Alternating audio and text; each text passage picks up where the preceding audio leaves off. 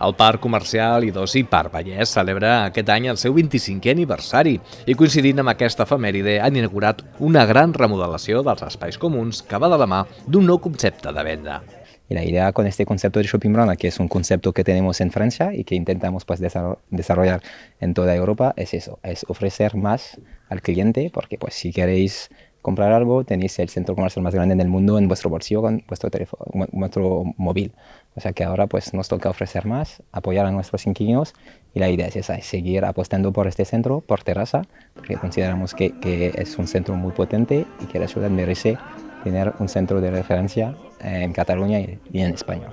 Home, és una oportunitat que aquestes obres de remodelació hagin coincidit amb el 25è aniversari, perquè això ens projecta molt més, és a dir, a nivell de comunicació tenim tot un argumentari de coses per explicar molt més àmplia. A part, doncs, ja era hora, no?, també, en aquests 25 anys, de reformar el parc. Doncs ara serà un passeig molt més amable, serà molt més entretingut,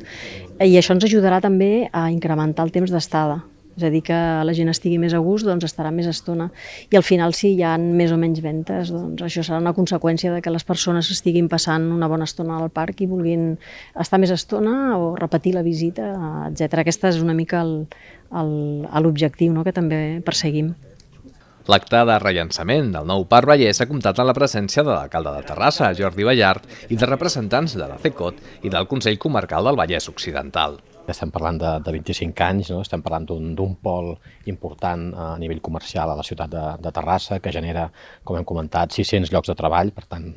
és molt rellevant, no?, per Terrassa, i evidentment el que s'ha fet és adaptar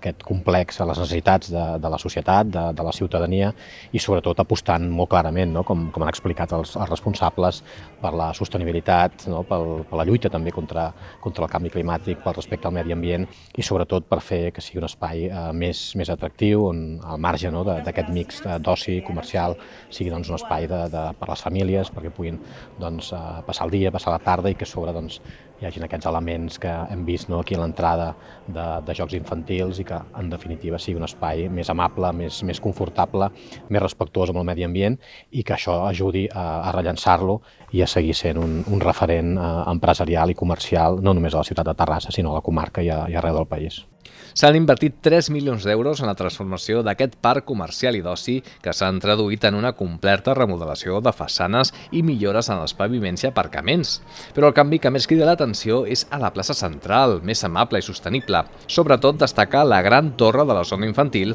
que emula una torre de Castellers, un dels símbols de la cultura terrassenca. Per aquest motiu, l'acte d'inauguració ha comptat també amb la participació de les dues grans colles de la ciutat.